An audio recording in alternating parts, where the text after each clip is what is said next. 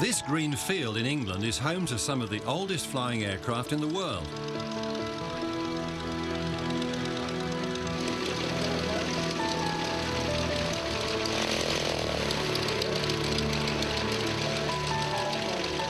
This is the Shuttleworth collection, antique machines from the 20s and 30s.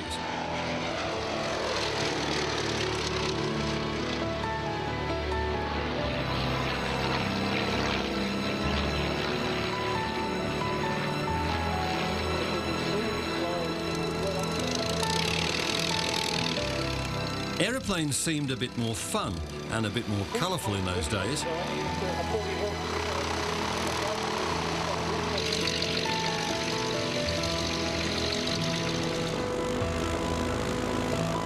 They slip in and out of the tiny grass airfield with the greatest of ease.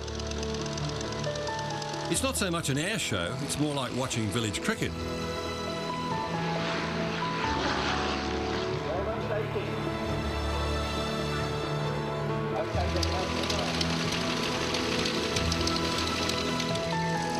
Among the Avros, the Hawkers and the Ryans, a historic aircraft for all Australians.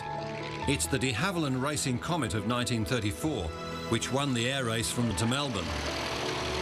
By any definition, this is one of the great planes. In this program, we'll look at other classic aircraft in museums all over the world.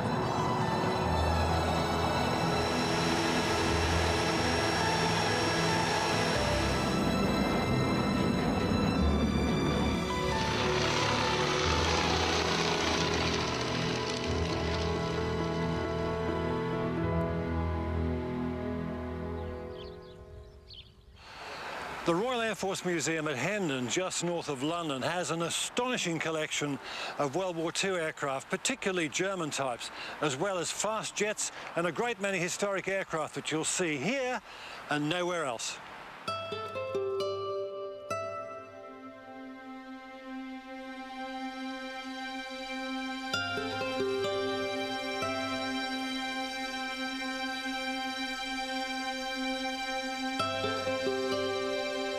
Hendon has a fine collection of heavy bombers. The Lancaster is from an Australian squadron with the names of its crew stencilled on the engines.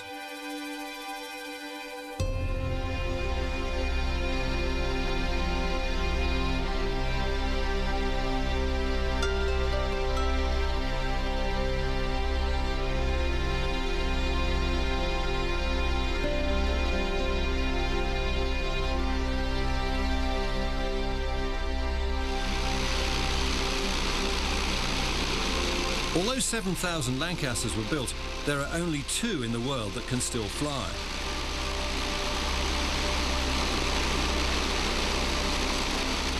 This one doesn't fly, but it can start up and taxi.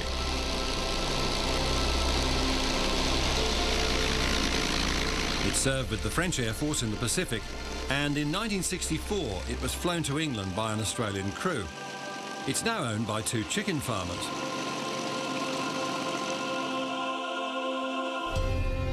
One of the rarest types on display at Hendon is the Handley Page Halifax.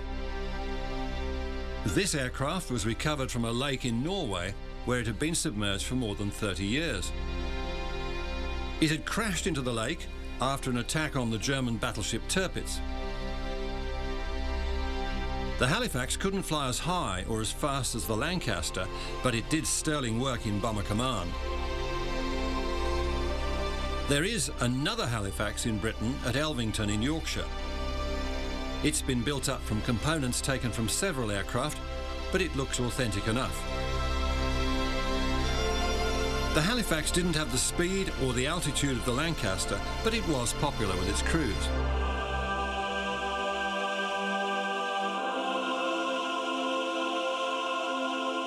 Another aircraft flown by Australians, the twin-engine Vickers Wellington. This is one of only 2 Wimpys in the world.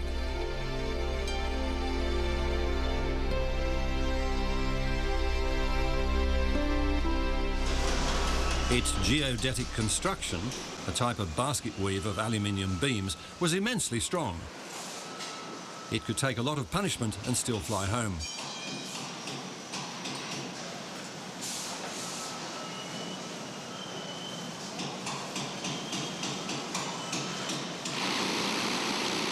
The Wellington and its Australian crew was featured in Target for Tonight, a British wartime propaganda film.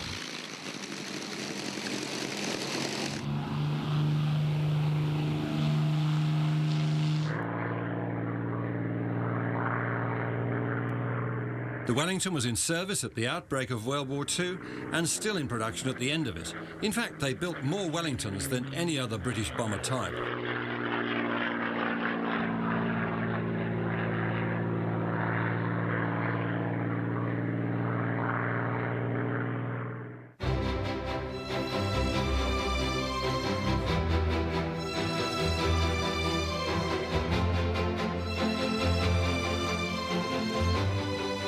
It looks like a big Spitfire with the unmistakable shape of the Rolls-Royce Merlin engine, but this is the Boulton Paul Defiant, a turret-armed fighter, the only one in the world. The turret behind the pilot has 4.303 Browning machine guns. Unfortunately, the Defiant had no gun firing forward, something which German pilots took full advantage of.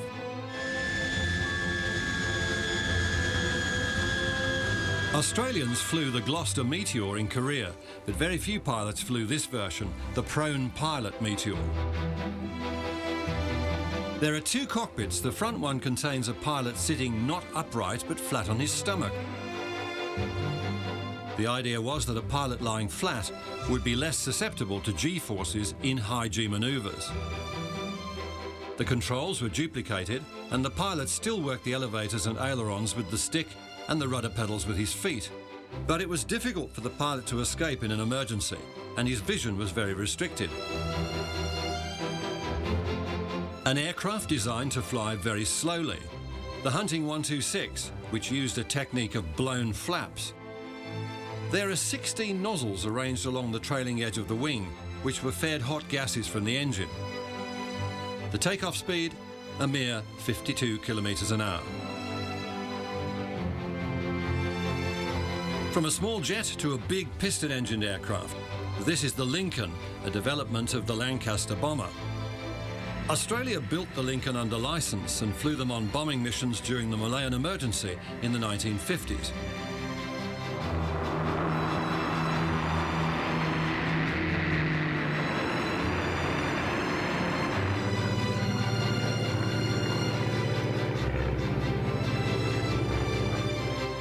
This is the only complete Lincoln in the UK.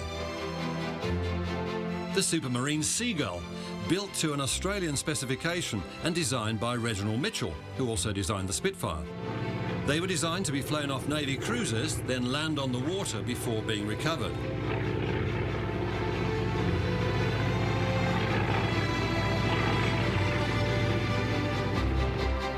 After the war, this one ended up in civilian use in New Guinea and was to have been entered in the 1969 London-Sydney air race.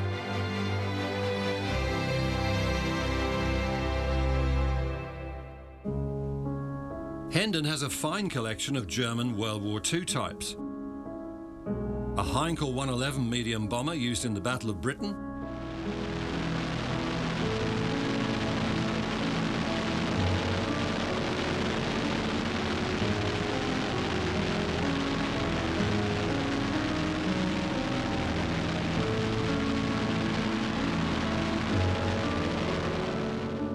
a Junkers 88, a fine aircraft which served in many roles as a bomber, fighter and night fighter.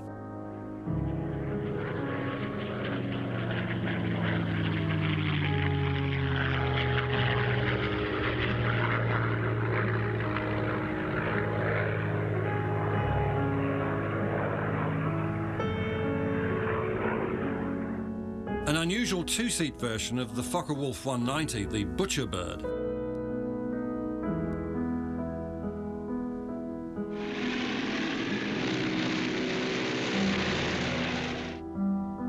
a Messerschmitt 110. The antenna on the nose is for the Liechtenstein airborne radar.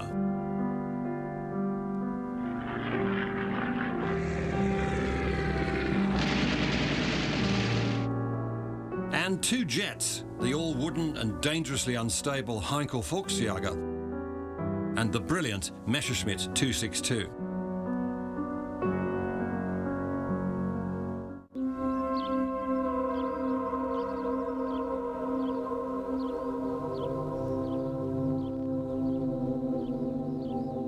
The de Havilland Museum north of London has many classic de Havilland types, including various bits and pieces of the de Havilland Comet, the world's first jet airliner, which first flew in 1949.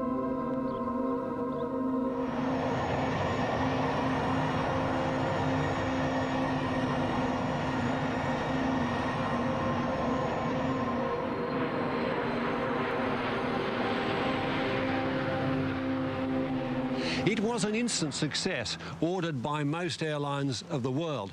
Then, mysteriously, they started dropping out of the skies with depressing regularity.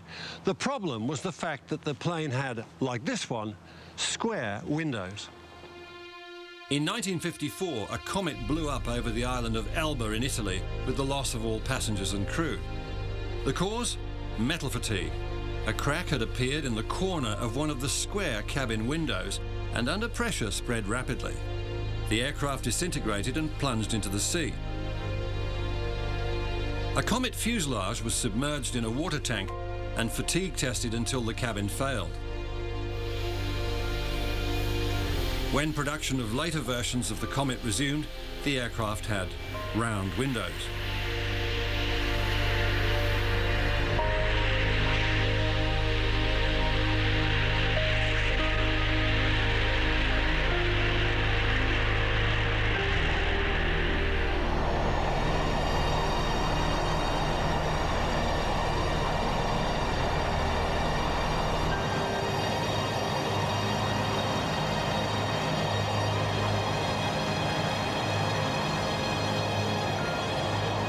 But by then, Britain's lead in building jet airliners had been lost, and even though the revamped Comet was a good aircraft, the damage had been done.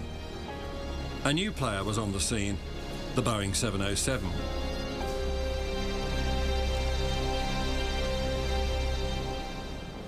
The first Boeing 707, the Dash 80, still exists, and it's on display at the Udvar-Hazy Center in Washington, D.C.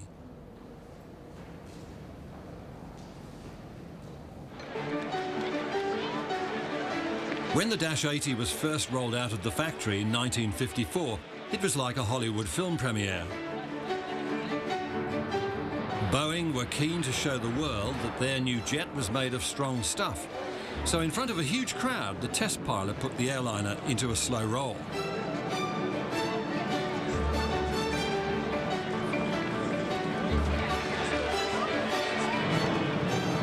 And then he did it a second time.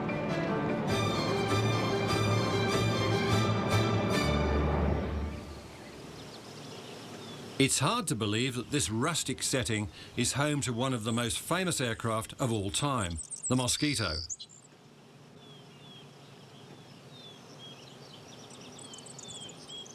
This country house at Salisbury Hall is where the very first Mosquito was built, and it's still here. The first of the wooden wonders is still painted in prototype yellow, although it's under restoration and minus its engines. During the war, de Havillands took over the hall and the Mosquito was assembled in great secrecy. Later, it was moved to Hatfield for its first flight.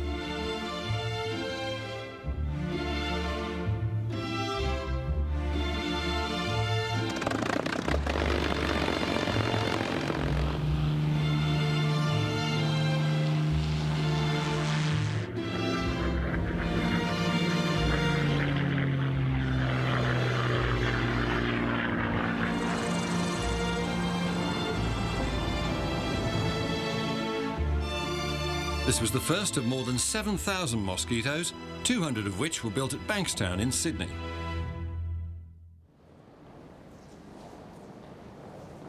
The Lightning, the first British aircraft to go supersonic in level flight. I got a soft spot for these. I went in one of these a long time ago, flying from Binbrook in Lincolnshire in England to the Norwegian coast in 8 minutes. It was probably the ride of my life. We did about 1,500 miles an hour. It's not surprising that the pilots who flew this aircraft often called it not the Lightning, but the Frightening.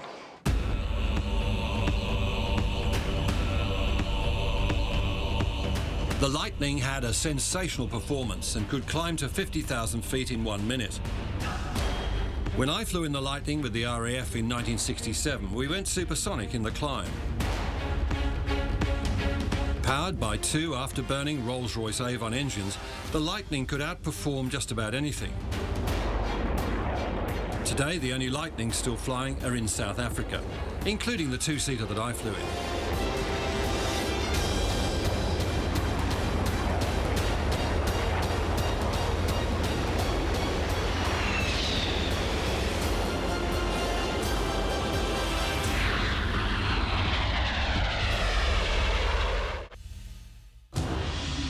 This futuristic building at Cosford in the English Midlands houses one of the most unusual collections of experimental aircraft of the 50s and 60s.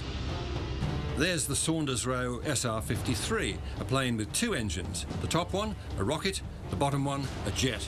The rocket motor was to be used in combat to make a high-speed dash, but the SR-53 was a long time in development, and the British government decided that the day of the manned fighter anyway was over. The pretty little Delta is the Fairey Delta II. Only two were ever built. And in 1956, the sister aircraft to this one raised the world's airspeed record to 1,132 miles an hour.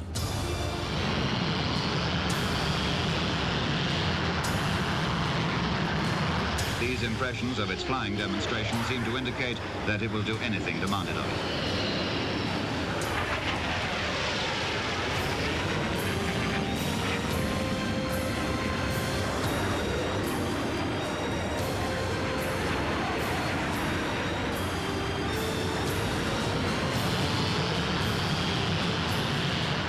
Despite this, the British government showed no interest in developing the aircraft into a fighter. The French Dassault company, however, did. They armed it with guns and missiles, modified the nose to incorporate radar, and called it the Mirage.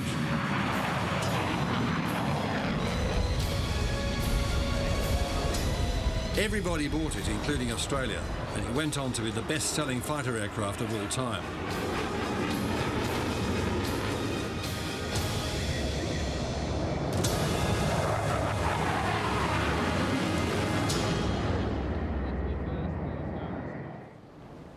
This aircraft, the Bristol 188, was designed to go even faster.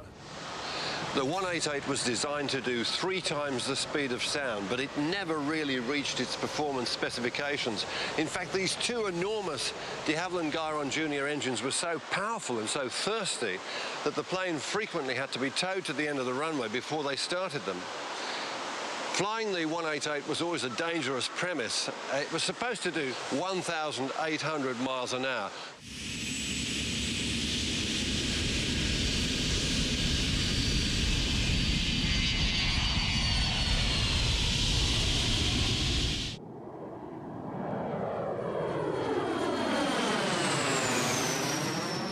The 188 was made out of stainless steel, not aluminium, and welded, not riveted. The engines used so much fuel it was lucky to stay in the air for 30 minutes. It landed at 480 kilometres an hour, hence the enormous speed brakes. The 188 was purely experimental, its purpose to see how stainless steel would handle high temperatures. It was supposed to go faster than the Concorde. In fact, it had trouble reaching Mach 2, let alone Mach 3. Flying it was a terrifying prospect. It was always running on empty. The 188 was going nowhere, but the TSR-2 was a whole different ball game. A brilliant aeroplane, it could fly on the deck close to the speed of sound. Its job, to penetrate Soviet radar defences and drop a nuclear weapon. They've got some of those on display here too. A couple of bombs, atomic, general purpose. Two aircraft were up for grabs: the F-111 American and the TSR-2 British.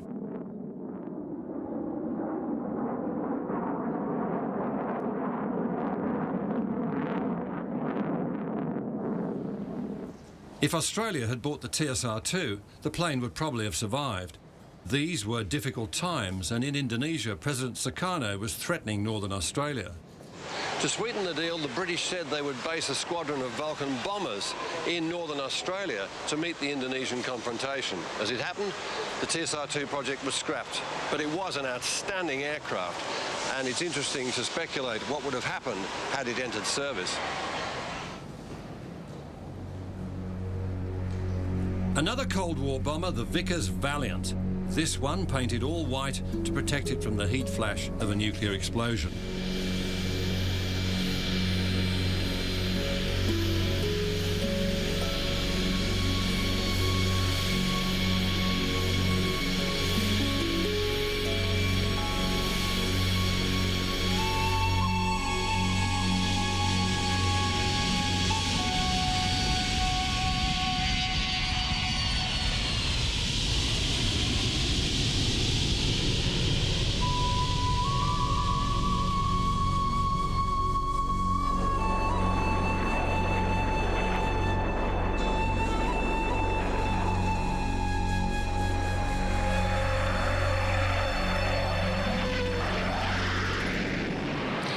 It was a Valiant that dropped Britain's first atomic bomb at Maralinga in South Australia in 1956. This aircraft dropped Britain's first hydrogen bomb at Christmas Island. Today, this is the only Valiant surviving anywhere in the world.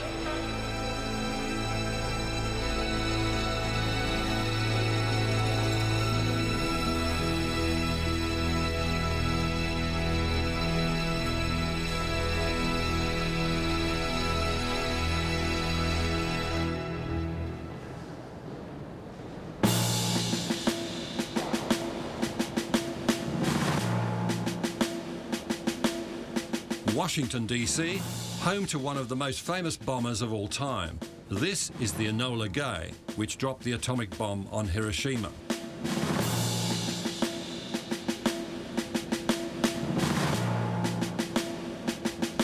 You either admire it or you despise it. It's on display at the Udvar Hazy Museum, opened in 2003.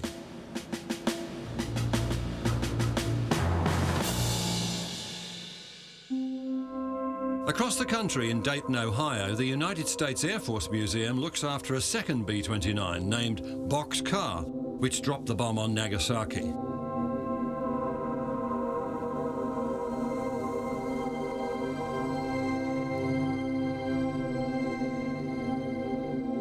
There are dummies of the two bombs, Little Boy and Fat Man.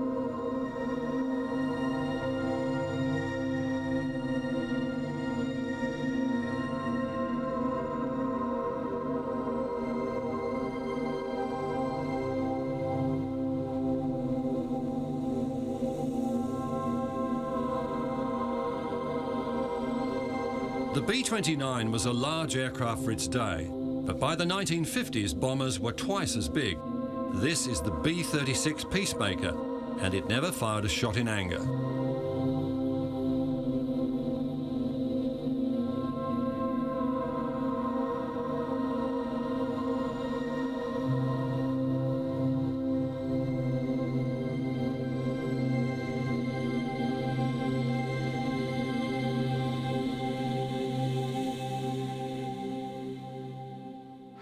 Six turning and four burning, 6 piston engines and 4 jet engines. The B-36 was the mainstay of Strategic Air Command in the 40s and 50s. It was so big that it had a tunnel linking the front of the aircraft to the rear, and the crew pulled themselves through it on a little wheeled trolley. Some plane. One experimental version of the B-36 carried a fighter aircraft under its fuselage, which could be launched when the bomber was airborne.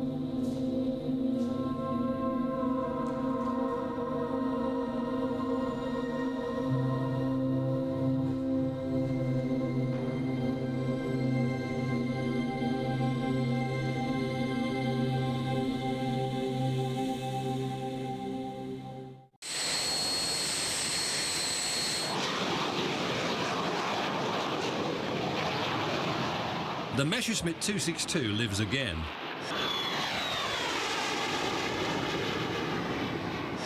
In Germany, they stopped making them in 1945, but in Washington State, they're back in production.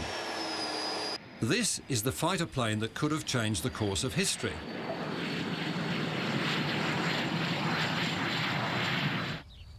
In this hangar on the same airfield as the mighty Boeing company, they're building replicas at a price. Well, they're not cheap, okay? But compared to other airplanes, they're very unusual. We are asking $2.5 million for a flying airplane.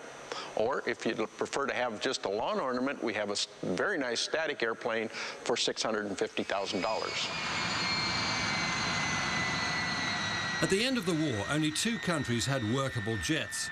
The British had the Meteor and the Vampire, but the Germans had 39 jet aircraft, either flying or under development.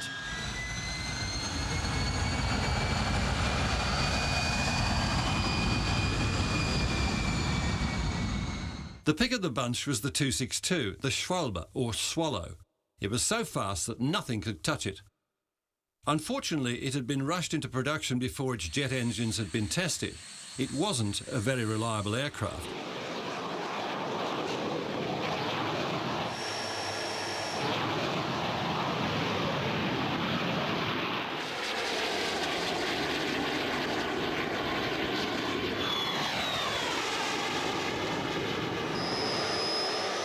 "60 years later, they're building them again with modern jet engines.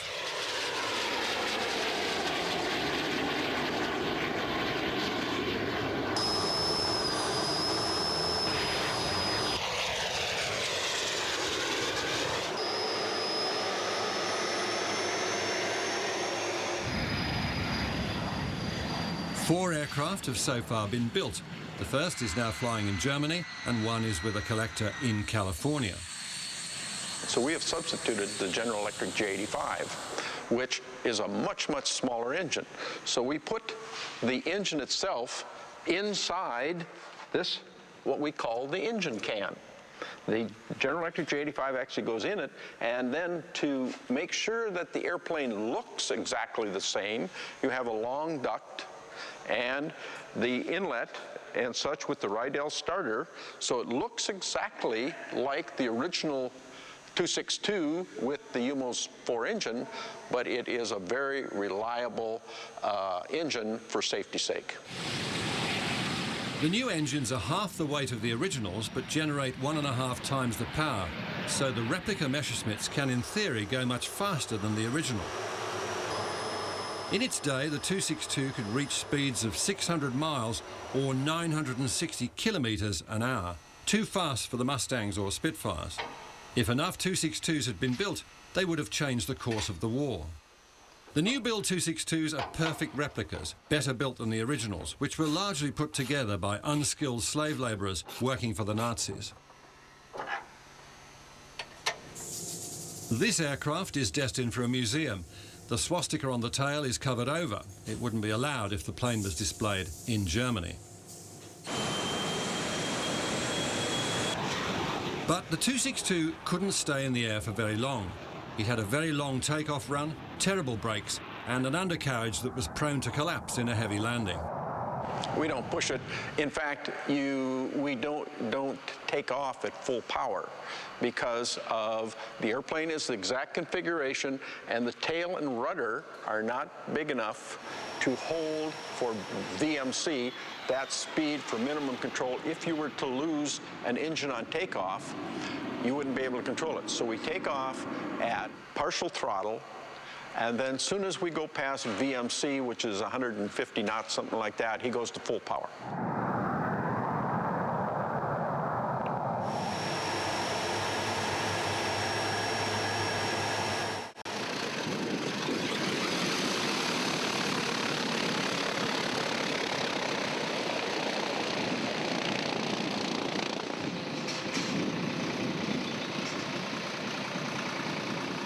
For anyone who's seriously interested in the aircraft of the Second World War, Duxford is required viewing. This isn't a place where you've just got a lot of aircraft gathering dust in the hangars. Most of them fly, something which they do on a regular basis.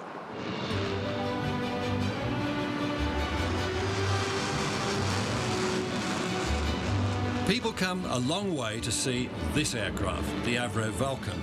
This is the only Vulcan still flying in the world. It's cost $30 million to put it back into the air, including a grant of $5 million from the British Heritage Lottery Fund.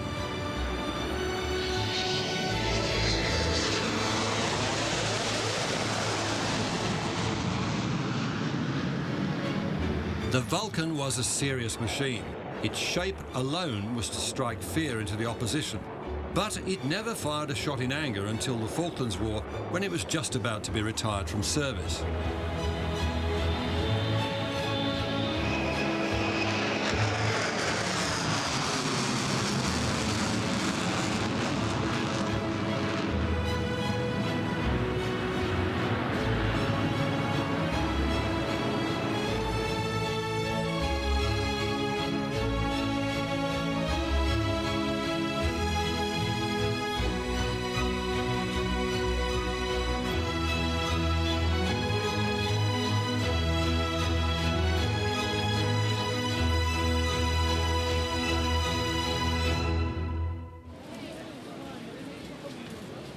On the ground, Duxford has a fine collection of big passenger aircraft.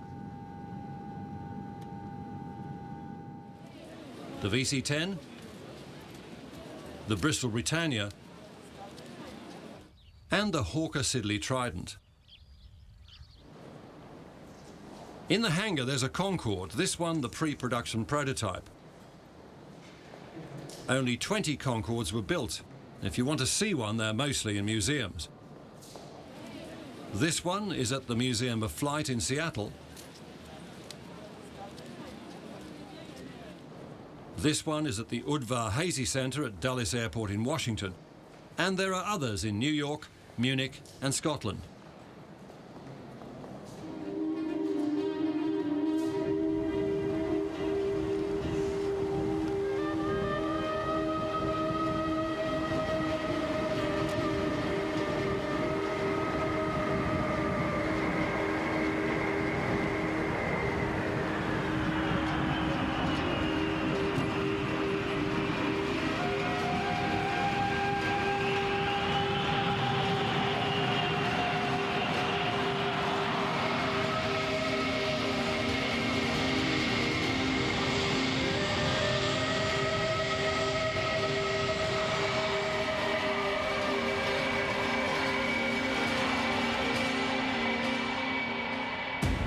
The Udvar-Hazy Museum has two other German types seen nowhere else.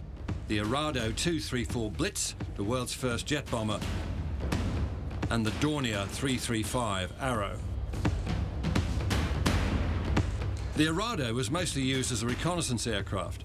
It was very fast, and piston-engine fighters had difficulty in catching it. Once again, it was a case of too little, too late, and very few Arados entered service in the Luftwaffe.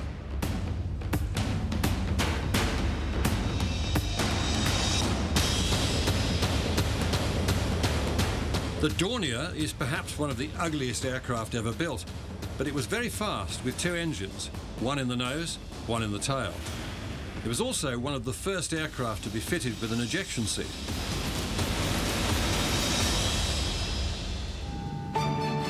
Since the Second World War, passenger aircraft have steadily grown bigger.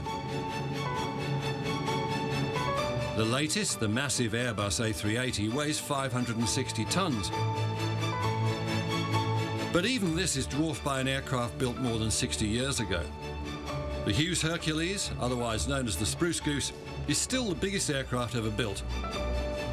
Weighing 180 tons, with a wingspan of 320 feet or 97 metres. Powered by 8 enormous piston engines, it flew only once.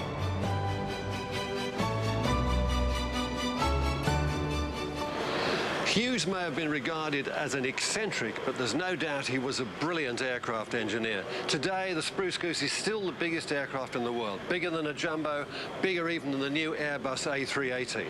And by the way, it's not the Spruce Goose, it's the birch goose. Wrong sort of wood. It's made of birch, not of spruce. The Hughes Hercules now resides in McMinnville, Oregon, in a special climate-controlled hangar. The Hughes was built of wood because in wartime aluminium was in short supply. Take a look inside the fuselage and you'll see how all that wood was utilised. While the Hercules was designed to carry troops and materiel across the Atlantic, the North American Valkyrie had a more sinister purpose. A strategic bomber capable of 3 times the speed of sound, this extraordinary-looking aircraft survives today at the United States Air Force Museum at Dayton. Dayton is the home of the Wright brothers, and curiously, like the Wright brothers, the Valkyrie is a canard. That is, it flies tail first. Only 2 Valkyries were built. One was lost in a spectacular mid-air collision. There were 2 of those aircraft that were built. One was involved in a mid-air collision. There were 5 aircraft in the formation. All of them had General Electric engines. And one was an F-104 Starfighter, and there's an F-104 in the Cold War gallery. And that aircraft got too close to the B-70, and the tail of the B-70 gives you a vortex, okay? Well, the F-104 got caught up in that vortex and then did one of these numbers, sheared off the vertical stabilizer of the XB-70 and killed the 104 pilot instantly, and there were 2 guys in the XB-70, and one of those folks went down with the aircraft, and the other guy parachuted. Then the US government decided there would be no more manned bombers and put their faith in missiles.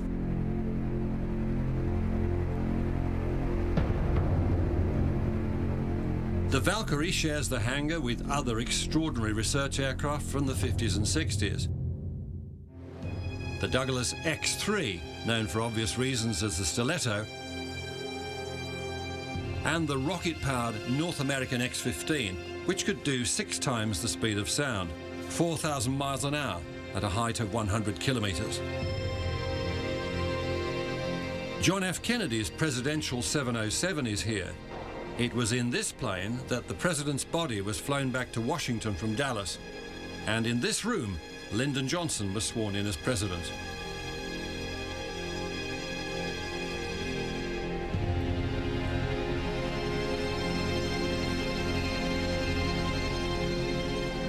The shape of the future, the extraordinary and still most secret B-2 Spirit stealth bomber.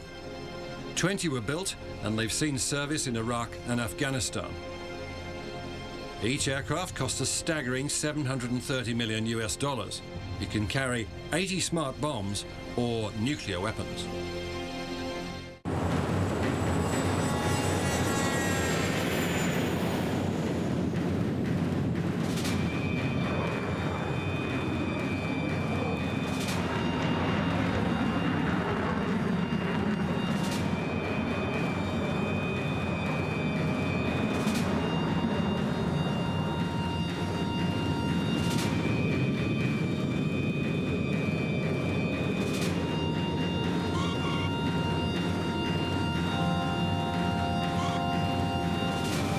The B-2 is a flying wing, but that concept is not new.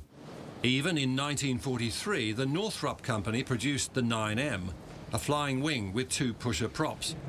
This was a scaled-down version of the B-35 bomber, and it was partially made of wood.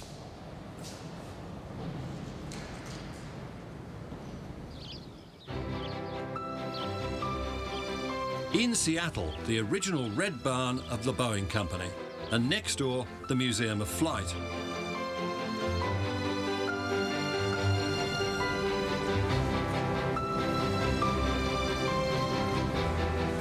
Getting into the air with pedal power, the Gossamer Albatross, which crossed the English Channel in 1979.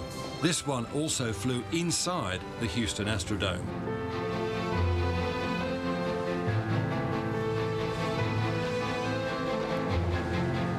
Is it a car or is it a plane? Actually, it's a bit of both. the Taylor Aero car could be driven on public roads or take to the air.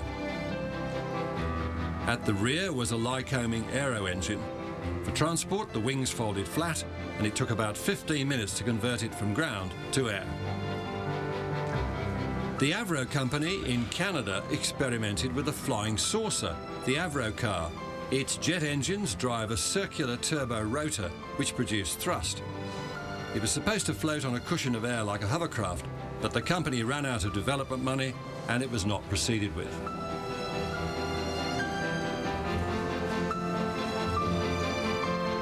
The star attraction at Udvar-Hazy is the Space Shuttle Enterprise. This was the first shuttle, but it never flew in space, instead being dropped from a 747 and gliding back to Earth.